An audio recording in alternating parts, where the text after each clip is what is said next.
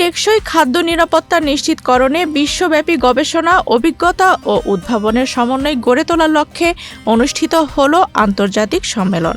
12 December শুক্রবার প্রথমবারের মতো গাজীপুর কৃষি বিশ্ববিদ্যালয়ে regenerative agriculture for sustainable food security শীর্ষক এই আন্তর্জাতিক আয়োজন অনুষ্ঠিত হয়। সম্মেলনের উদ্দেশ্য ছিল রিজেনারেটিভ কৃষি ও আন্তর্জাতিক গবেষণা সহযোগিতার মাধ্যমে টেকসই খাদ্য নিরাপত্তা নিশ্চিত করার বৈশ্বিক পথনকশা তৈরি করা।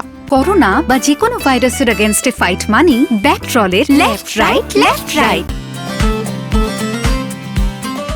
এই সম্মেলনে গাকৃবির কর্মকর্তা ছাড়াও পাকিস্তান, ইথিওপিয়া, সুইজারল্যান্ড, নাইজেরিয়া থেকে আগত গবেষক, বিভিন্ন বিশ্ববিদ্যালয়ের উপাচার্য এবং সরকারি বেসরকারি গবেষকেরা অংশগ্রহণ করেন। জাতীয় সংগীত পরিবেশনার মধ্য দিয়ে অনুষ্ঠানের সূচনা হয়। আয়োজনে উন্মোচন করা হয় সম্মেলনের অ্যাবস্ট্রাক্ট বই, যা গবেষকদের বহুমাত্রিক চিন্তা ও উদ্ভাবনী ধারণার সারসংকলন হিসেবে প্রকাশিত হয়েছে। মূল প্রবন্ধ উপস্থাপন করেন পাকিস্তানের ইসলামিয়া ইউনিভার্সিটি অব ভাওয়ালপুরের বিশিষ্ট গবেষক প্রফেসর ডক্টর ওয়াজিদ নাসিম।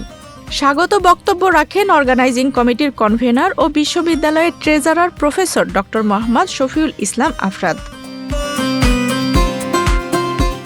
বিশ্ববিদ্যালয়ের বেগম সুফিয়া কামাল অডিটোরিয়ামে অনুষ্ঠিত প্রথম দিনের উদ্বোধনী ও টেকনিক্যাল অধিবেশন পুরো ক্যাম্পাসে এক উৎসবমুখর গবেষণা আলোচনার পরিবেশ সৃষ্টি করে। উদ্বোধনী সেশনে সভাপতিত্ব করেন বিশ্ববিদ্যালয়ের vice chancellor professor doctor G K M. Mostafizur Rahman.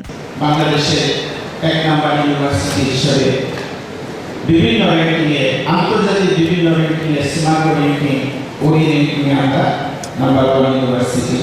এটা আমাদের ইউনিভার্সিটির সমস্ত ফ্যাকাল্টি মেম্বারদের কমিটমেন্ট, ডেডিকেশন, শুধু ফ্যাকাল্টি মেম্বারদের না, আমাদের ছাত্রছাত্রী যারা গবেষণা করে এখানে এবং ছাত্রছাত্রীদের পড়াশোনা, একাডেমি সিস্টেম, ডিসিপ্লিন এবং আমাদের গাজীপুর ইউনিভার্সিটির কর্মকর্তা, কর্মচারী, ইভেন মাঠ লেভেল পর্যন্ত কর্মীরা, মাঠ কর্মী এবং গবেষণা কর্মীরাও ডেডিকেশনের সাথে, আন্তরিকতার সাথে, সততার সাথে আমাদের গবেষণা এবং একাডেমিক কার্যক্রম সুষ্ঠুভাবে পরিচালনা করা, এটি আমাদের একটা সফলতা এবং স্বীকৃতি, আন্তর্জাতিক স্বীকৃতি।